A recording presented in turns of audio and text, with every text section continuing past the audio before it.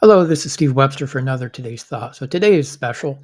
Um, I have had a second kidney transplant. I want to talk about what happened with the first one. I want to talk about the experience that I had with the second one.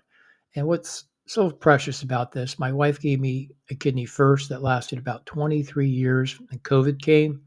And my nephrologist and others believe that played a factor of why that kidney failed after nearly 23 years.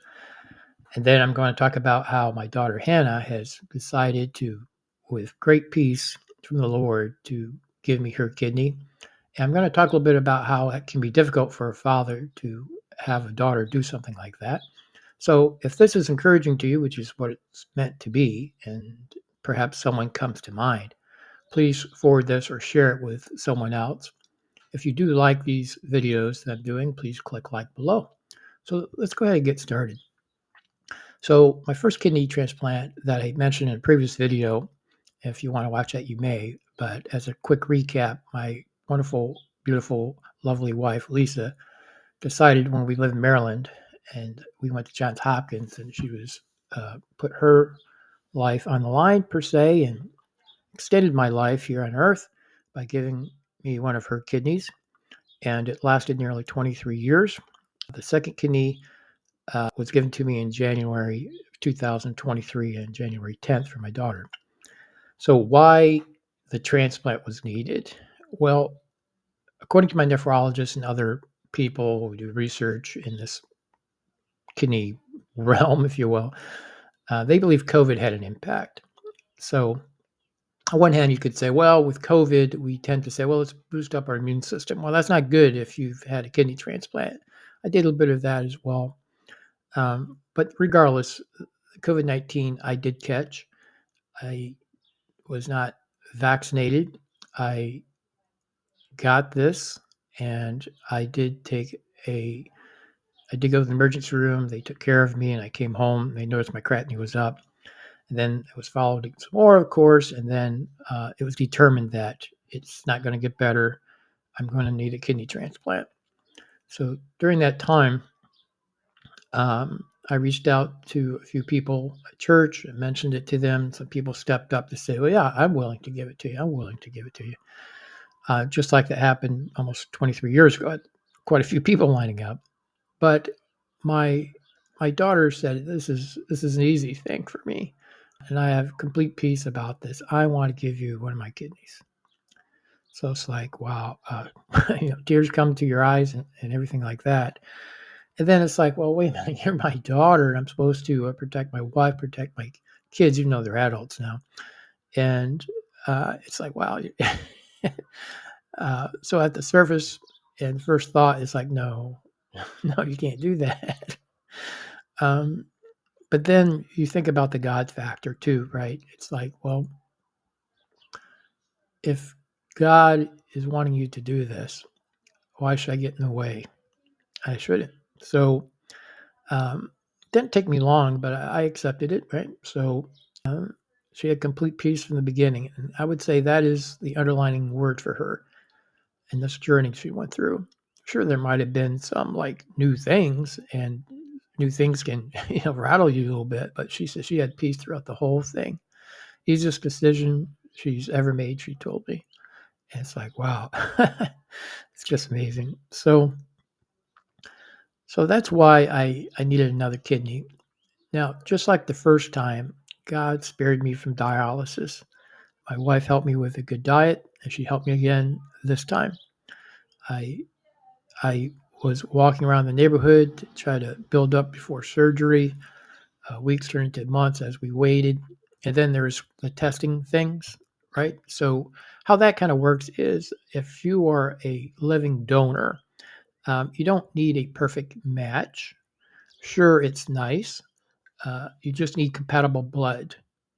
So in theory, from my understanding, that you can have 0 out of 6 match as the living donor. If there's a cadaver, someone has passed away, the rules change. I believe a match is very important at that point. Unless things have changed, feel free to comment below to tell me otherwise. So in this case, after some testing, she was at least 50% match, which is, I guess, 3 out of 6 or something like that. We had the same blood type, which is good. Um, so that was not a problem. But then we decided to go to Tampa General. I was thinking about Johns Hopkins again and maybe the Mayo Clinic up in Jacksonville, but we settled on Tampa General. They got back to me, I guess, first, basically. So I pursued Tampa General, and I thought, wow, that's much better geographically, anyhow, if you think about it. And so they have a very good transplant team. They had a new chief in the transplant unit for these sort of things. And when my wife met him, he was assigned to do the surgery in the very beginning. And and I told him that I had done at Johns Hopkins. He says, "Well, who did your surgery?" I said it was Dr. Ratner with his right hand person, Dr. Tan, plus whatever else, whoever else was there. He smiles and he says, "I trained underneath him. He mentored me. I know him, and after this conversation, I'm going to communicate to him." I said, "What?" So right away, you see where God gets involved. And the reason why I got a little emotional just now is because there's times in our lives where we just realize this is how God can be personal to you when you accept Him as your personal Savior. You have these moments of personal things going on. So I got it, and as the time got nearer, my daughter had to go through some testing, and they were kind in the sense to say, well, we're going to try to do a whole lot in one day. And so she went from like what she tell me, 8 a.m. to 7 p.m. Some parts dragged out, some parts didn't, I guess. And one of the classes that she had to go to, maybe it's a legal thing, they tell you all the negative things from like you could die from this and blah blah blah. So it's kind of like, do you really want to do this? Do you really want to do this? And I think that makes sense to tell them the whole story. It's kind of like a pendulum thing. It's like, well, here's the worst thing. And then maybe you have another class to say, well, here's some good things about it and things like that. So the day that she went to get examinations for all types of things, that also included a evaluation from a psych standpoint. And the way it was going, she says, well, I can tell you're fine. If you want to fill out the rest of the form, you can. But so that was good. There was some delay and things like that. So she went through that part, and then afterwards, she gets a phone call, and a I guess someone was assisting someone. They said, "Well, question: have you ever had ibuprofen?" And if you haven't heard, ibuprofen with folks with kidney disease, or even a healthy person, in this case a donor, that can be a concern because I guess ibuprofen and long use can deteriorate one's kidney. And that could be a disqualification if someone uses ibuprofen for a long time.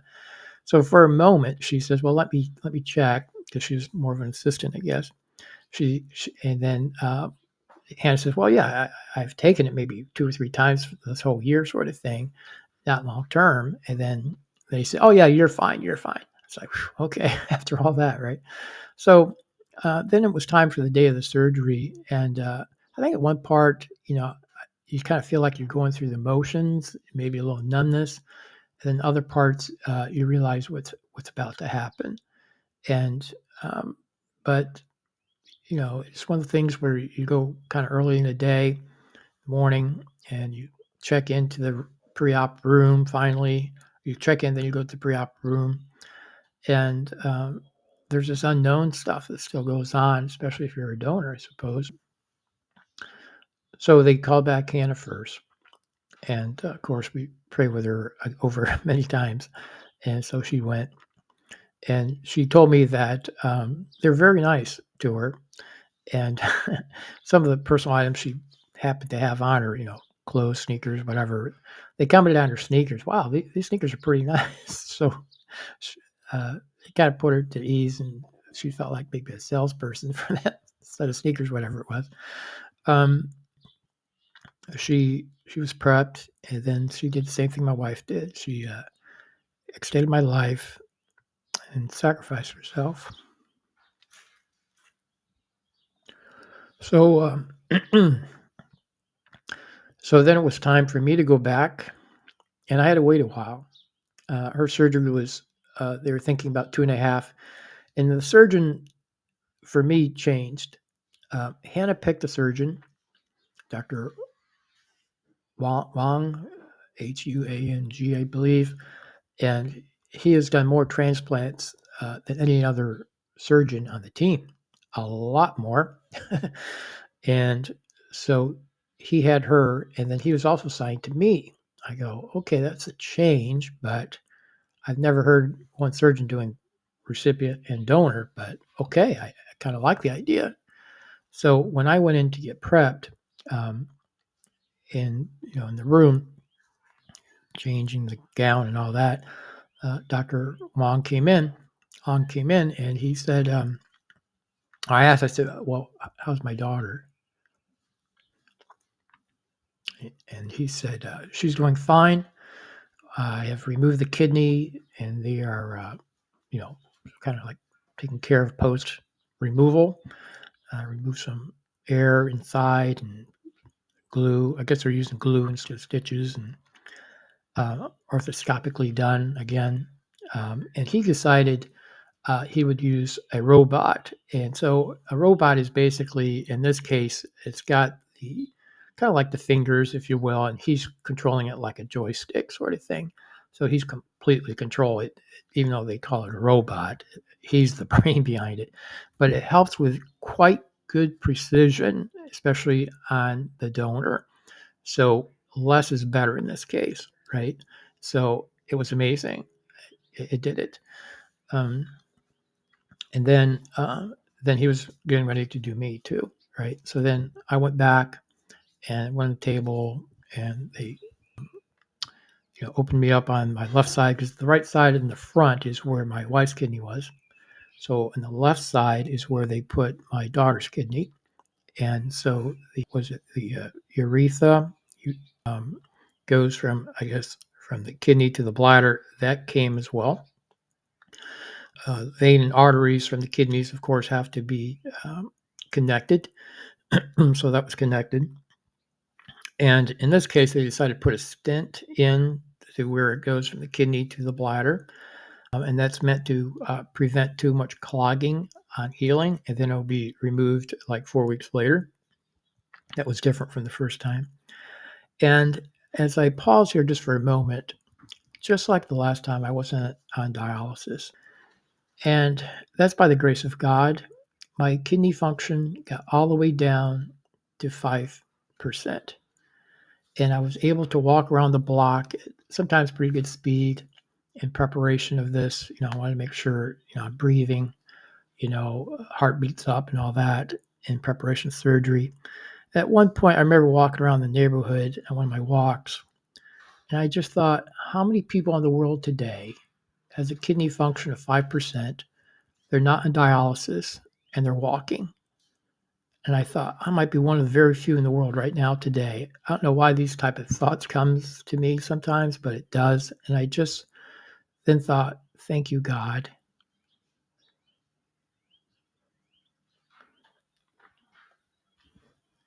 That I didn't have to have dialysis again. He spared me. So that's a point. Sometimes in the midst of trial, if you look, you will see blessings in the midst of trial. And sometimes they become obvious and sometimes they don't. And you may reflect back and say, wait a minute, I was favored in the midst of this trial, and he spared. And I knew that even before surgery, actually, of course. And then after Hannah's surgery, she went to recovery, then to her room. I think she was in a room above me or 2 levels up. After my surgery in the recovery room, I went to my room. And a little detail about me at this point, knowing that we both asked the same question, Hannah would say, well, how's my dad? And I would say, how's my daughter? And of course, wife and mother, Lisa, she would have to go to the 2 floors, the first few hours, of course, first with my daughter, then later with me, and back and forth. Had some close family come. My mom and brother and family came. Um, but most importantly, when you're a Christian, you know you're not alone. Even if no one else is in the room, the Lord is with you. And I knew that. And you kind of like feel it too, right? So, and there's comfort into that. So it doesn't matter if you have a lot of visitors or no one, because you're never really alone. The most important visitor is the Lord, in my opinion. So all was good. Now, from my situation, they gave me 500 milligrams of steroids. I go, wow, that's a lot. And the point is, we don't want rejection after going through all this. So the plan is you start off just telling the body, do not reject anything. So you're at a very vulnerable state. I mean, you could catch a virus like that, right? And then after 500 by IV, they go to 250 down to 100. And then before you leave, they drop it down to the pill form of things like that. With so they give you like a set of containers to put pills in, the medicines, and so forth. So after a few days, Hannah went home first. She came by to see me on the way out of discharge, um, and we took some pictures. That was precious, of course. And then she left. And I think I stayed another day. I don't think it was two. I think it was just a day. Everything was smooth. The staff was fantastic. Great experience throughout. I just couldn't get over it. And then I learned that at Tampa General, if you are a living donor, outside the entrance of Tampa General, they have a flag pole, and they'll raise a flag for the number of donors in the hospital at this time. So they stop to say, Hannah, this flag is for you. So I don't know if there's two or one at the time, maybe one. And then after she left, they would remove the flag. So I thought that was a very nice touch. So anybody who would go in who knows about this flagpole, they know, wow, we got a living donor in here who just gave part of themselves for someone else. So I hope this testimony of the second kidney transplant, that God can bless you in the midst of a trial. He can give you favor. He can come in to help you at certain times. Unlike the first kidney transplant, where I had a bad situation, they thought it was a rejection. I had a God encounter, which I would never change anything in the world about that. This time, the second one, no issues. No issues. Everything was perfect. We both recovered. We bought a new couch after 20 years, and it was a nice large couch. She recovered on it. I recovered on it at times, of course. And then some visitors would come in. People blessed us. So forgive me for not mentioning people who blessed us post-surgery and visitors and so forth. But all of you have been part of it, either through prayers or contact, food chains, dinner trains, whatever. Thank you so much. So again, just remember, God is always with you through the good times, through the tough times, and He can even give you blessings in the midst of trials. So take care and God bless.